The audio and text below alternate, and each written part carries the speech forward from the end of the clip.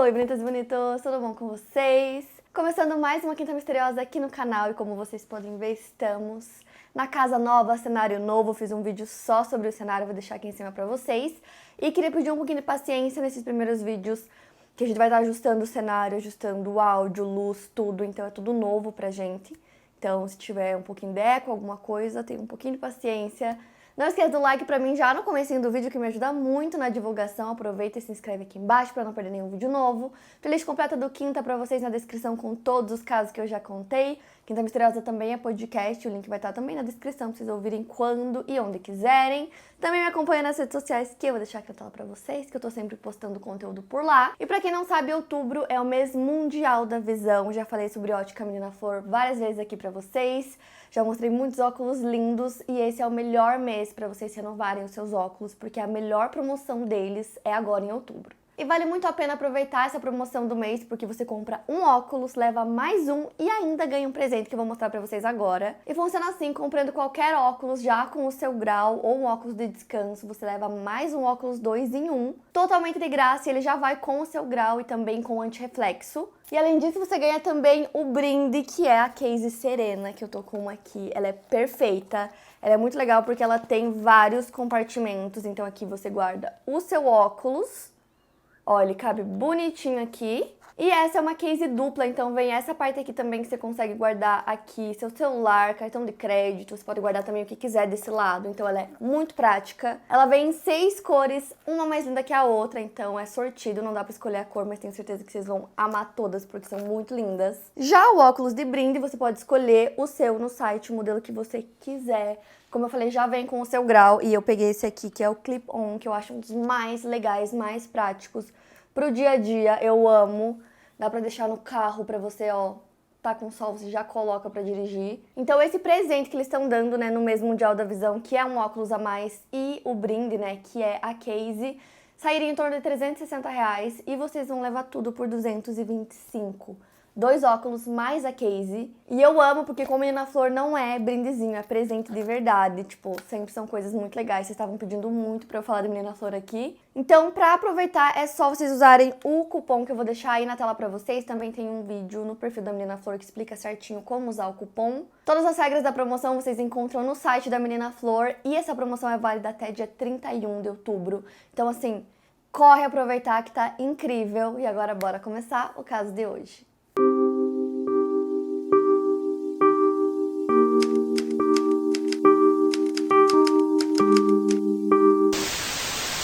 Christine Louise Johnson nasceu no dia 22 de fevereiro de 1981, no condado de Santa Clara, estado norte-americano da Califórnia. Filha de Teresa e Kirk Johnson, ela tinha um irmão chamado Derek. Por ter crescido na Califórnia, ela estava cercada pelo brilho e glamour da indústria do entretenimento, o que pode ter inspirado seus desejos futuros de se tornar também uma estrela. A Christy, como era carinhosamente chamada, era uma jovem bastante dedicada e determinada. As pessoas que a conheceram como amigos e familiares a descreveram como uma pessoa de risada contagiante. Eles diziam que ela conseguia iluminar qualquer ambiente. Além disso, ela era uma pessoa que gostava de ajudar os mais necessitados. Em 1999, ela se formou na Saugatuck High School, localizada em Saugatuck, no Michigan, onde estava morando com sua família, e depois disso ela foi para a Western Michigan University.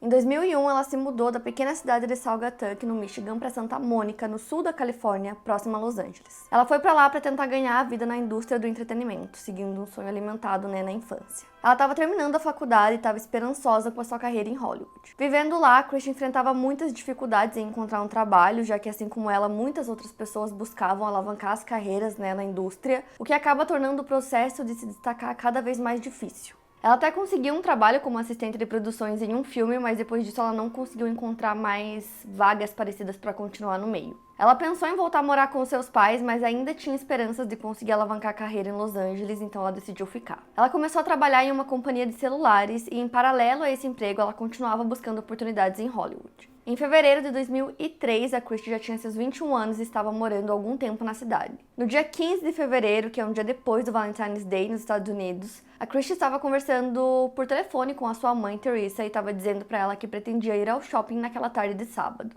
A mãe dela disse que adorou a ideia e incentivou que ela saísse e que ela comprasse um presente para si mesma, já que no Valentine's Day é comum dar presentes e não só para namorados, mas amigos e familiares também. Então ela foi até o shopping Century City Mall e aí ela fez várias comprinhas, voltou pra casa dela e começou a mostrar essas compras pra colega de quarto dela. E ela tava tão animada porque ela disse que finalmente ela tava sentindo que a oportunidade dela tinha surgido, porque enquanto ela tava no shopping, um homem abordou ela, dizendo que ele era fotógrafo e que ele trabalhava numa posição muito privilegiada em Hollywood. O fotógrafo falou pra ela que o novo filme do James Bond estava em produção e que, observando ela no shopping, ele acreditava que ela seria a garota perfeita pro filme, a Garota Bond. Ele também disse que ela poderia aparecer tanto no filme quanto em todas as campanhas publicitárias do filme, que era um projeto muito grande, que envolvia muito dinheiro, e que isso significava que ela poderia ganhar muito dinheiro também com o papel, mas que primeiro ela precisava fazer uma audição.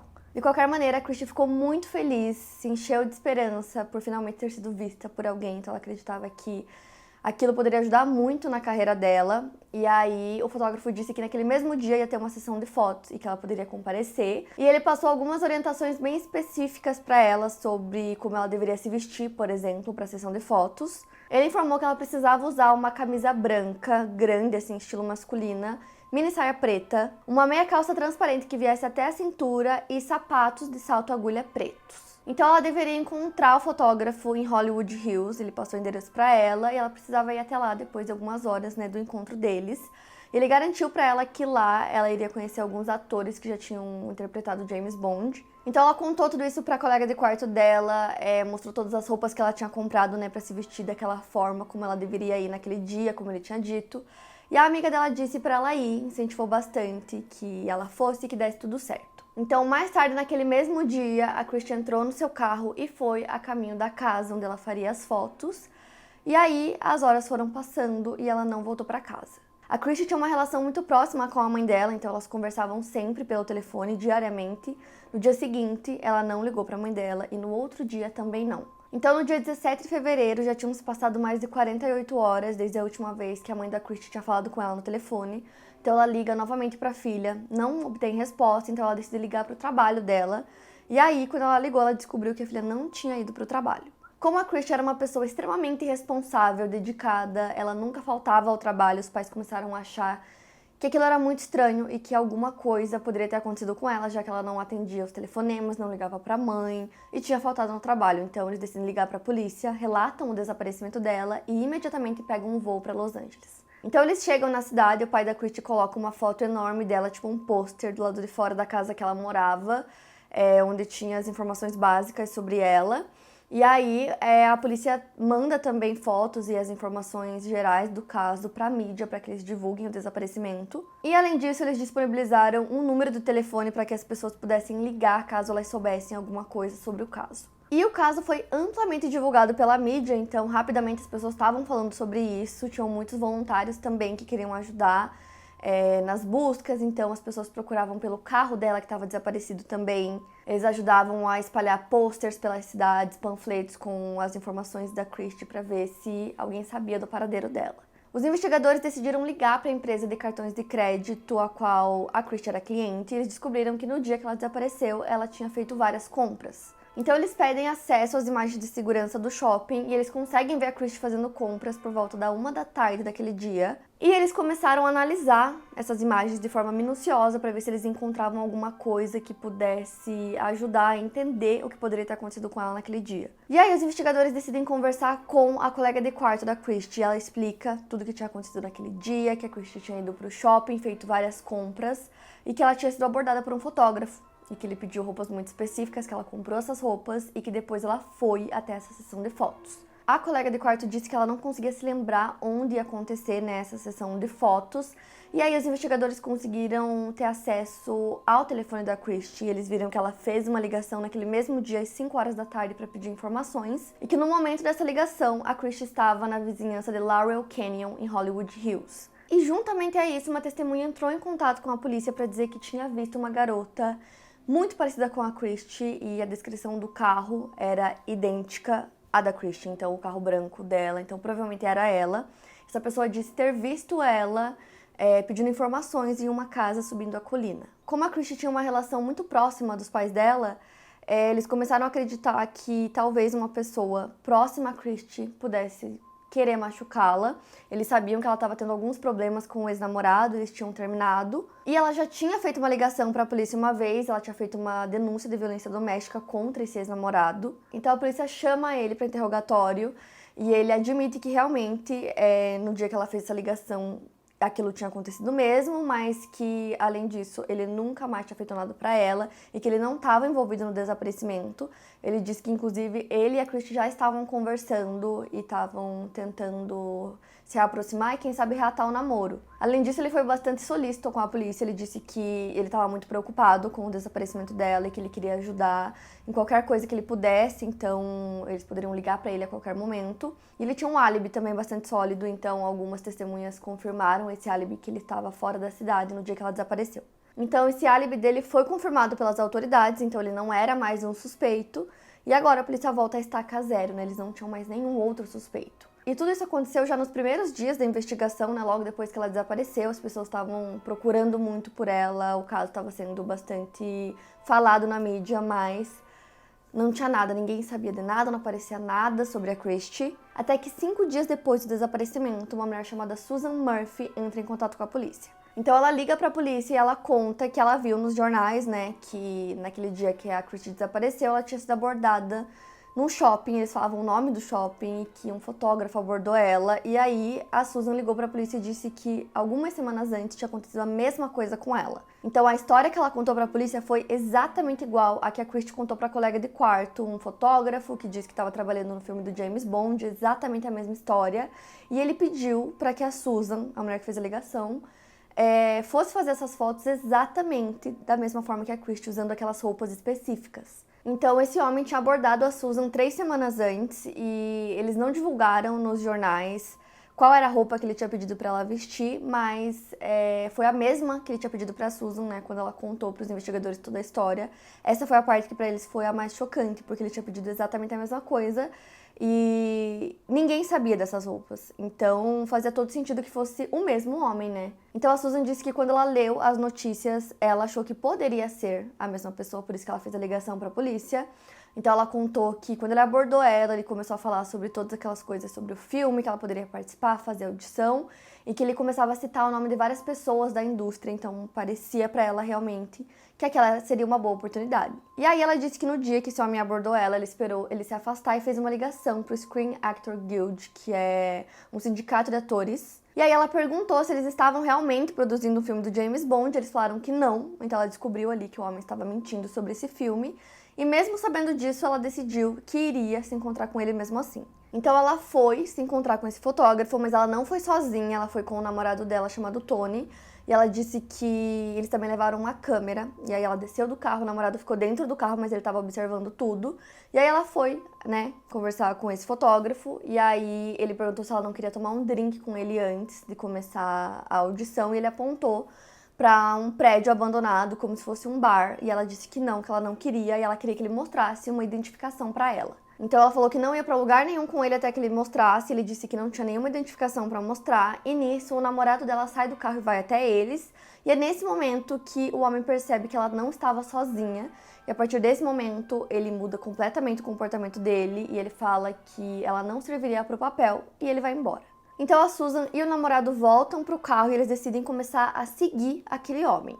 Então eles começam a seguir ele e ainda na mesma quadra que eles estavam na esquina, ele se esconde atrás de arbustos. E aí o Tony desce do carro e começa a revistar o homem que estava quase chorando. E aí ele consegue fugir e vai em direção ao Santa Monica Boulevard. Então quando a polícia recebeu esse telefonema da Susan contando todas as informações que batiam muito com o caso da Christie, eles pediram para que ela desse uma descrição detalhada desse homem, o máximo que ela pudesse para que eles fizessem um retrato falado, e assim foi feito, e aí eles começaram a passar esse retrato falado em todos os jornais e na televisão do país inteiro. Então a polícia estava esperando que alguém pudesse reconhecer esse homem e ligar para eles, né, com alguma informação que levasse até a real identidade daquele homem, né, que se passava por fotógrafo. Em 22 de fevereiro, no aniversário de 22 anos da Christie, 2 vigílias foram feitas em sua homenagem, uma em Santa Mônica e outra em Michigan. Durante uma delas, seu pai a desejou feliz aniversário e pediu para que ela voltasse para casa em segurança. No dia 24, a Christie estava desaparecida há 9 dias e o seu carro, que era um Mazda Miata branco, foi encontrado no estacionamento do St. Regis Hotel em Century City, nas proximidades de Los Angeles. A A polícia notificou os pais da Christie sobre a descoberta do veículo e, nesse momento, o medo acabou tomando conta deles. Seu pai temia que ela fosse encontrada dentro do veículo, no porta-malas, por exemplo. Mas tudo que a polícia encontrou dentro do veículo foi o celular da Christie. O manobrista do hotel em que o carro foi encontrado relatou à polícia que o veículo foi levado até o estacionamento do hotel e deixado lá por um homem dias antes, no dia 16, logo no dia seguinte ao desaparecimento da Christie. As informações que a polícia tinha até aquele momento levaram a crer que algo muito grave poderia ter acontecido a ela. O retrato falado que a Susan ajudou a polícia a fazer fez com que outras mulheres ligassem e relatassem histórias parecidas. 12 anos antes do desaparecimento da Christie, em 1991, uma mulher chamada Elizabeth Buzzini conheceu um homem em um restaurante que lhe falou sobre uma oportunidade em um novo filme do James Bond. Mas a Elizabeth rapidamente percebeu que alguma coisa estava errada. Ao olhar para o seu drink, ela viu que tinha um pó branco por cima dele. Imediatamente ela foi ao banheiro e chamou pelo gerente do restaurante. Ela disse ao gerente que o homem estava tentando drogá-la e que ele precisava chamar a polícia e não deixar que o homem fugisse do bar. A Elizabeth resolveu voltar para o bar e tentar enrolar o homem até que a polícia chegasse. Ela perguntou diretamente para ele o que era aquele pó branco e ele disse que era açúcar e ela tentou trocar de bebida com ele, dizendo que não gostava de açúcar.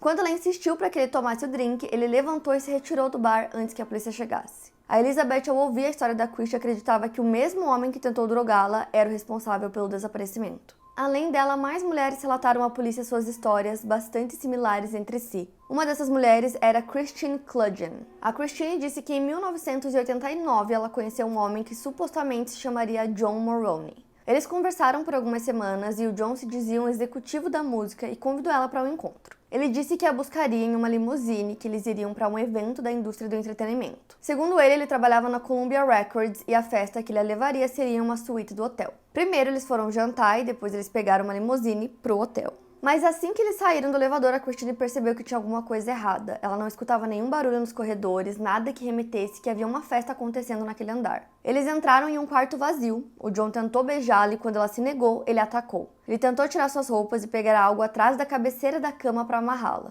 Por sorte, ela conseguiu escapar dele e saiu do quarto pedindo ajuda para funcionários do local. O homem em questão foi preso pela tentativa de abuso, mas seu nome não era John, e sim Victor Paleólogos. E nesse caso, o Victor acabou aceitando um acordo judicial e ele foi sentenciado a 3 anos de liberdade condicional. Como o retrato falado que a polícia tinha apresentava similaridades físicas com o Victor, a polícia conseguiu um mandado de busca para sua residência. Chegando lá, eles tiveram acesso ao computador dele, onde encontraram fotos de mulheres usando o mesmo estilo de roupas que a Christie tinha comprado para a audição. Além disso, era o mesmo estilo de roupas que o homem havia pedido para Susan vestir em sua audição para o suposto filme do James Bond. E dessa maneira, as autoridades conseguem perceber que há um padrão. Eles queriam que o próprio Victor pudesse responder suas perguntas e acabaram descobrindo que ele estava preso por um crime não relacionado. Ele havia sido detido por tentar roubar um carro.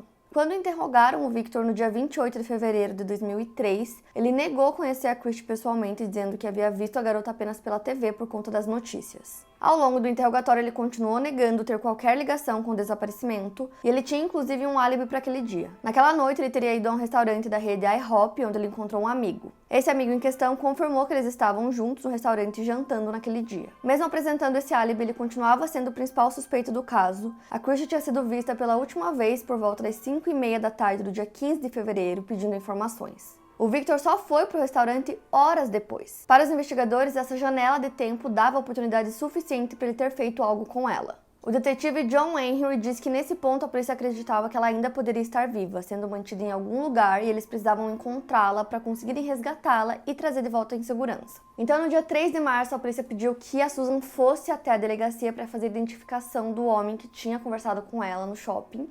E aí, imediatamente ela identificou o Victor sendo como aquele homem, ela disse que ela não tinha dúvidas que era ele. Naquele momento, tanto o detetive quanto a polícia se encheram de esperanças de que a Christie poderia estar viva.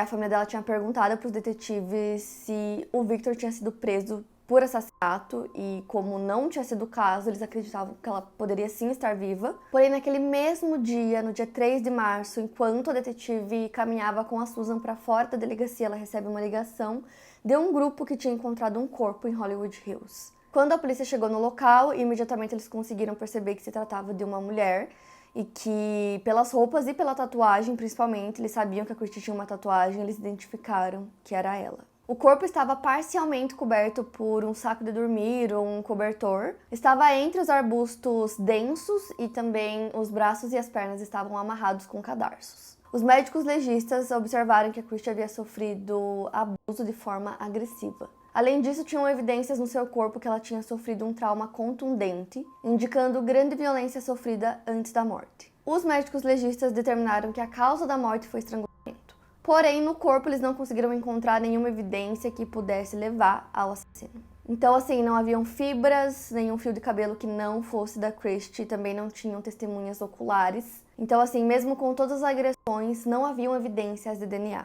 Mesmo sem essas evidências forenses, a polícia acusou o Victor. A acusação se baseou nas histórias similares que haviam acontecido com outras mulheres no histórico dele, nas evidências encontradas em seu computador e na identificação dele pela Susan. De qualquer maneira, a promotoria teria que construir um caso baseado em evidências circunstanciais. Além do que havia acontecido em 1989, anos depois, em 1995, ele foi formalmente acusado de invadir a casa de uma senhora e tentar prendê-la contra sua vontade. Nesse caso, ele confessou ter cometido o roubo. O Victor tinha um modus operandi que correspondia à forma como a Christie tinha sido abordada, e o fato dela possuir esses sonhos de se consolidar na indústria de Hollywood intensificavam ainda mais as suspeitas de que ele poderia ter se aproveitado disso. O julgamento começou anos depois, no dia 13 de julho de 2006. No julgamento, outras testemunhas foram ouvidas, mostrando que o Victor era um predador em série. Uma dessas testemunhas foi a Cat De Buono. Em 1999, ela foi abordada por um homem no mesmo shopping que a Christie. O homem teria dito que se chamava Brian e que trabalhava para Disney. Assim como para Christie, ele disse para ela que estava trabalhando em um novo filme do James Bond. Mas a Cat sabia que não era a Disney que produzia os filmes do James Bond e pediu para o homem um cartão de visitas antes de sair de perto dele. A agente dela ligou para o escritório da Disney deixando uma mensagem para o Brian,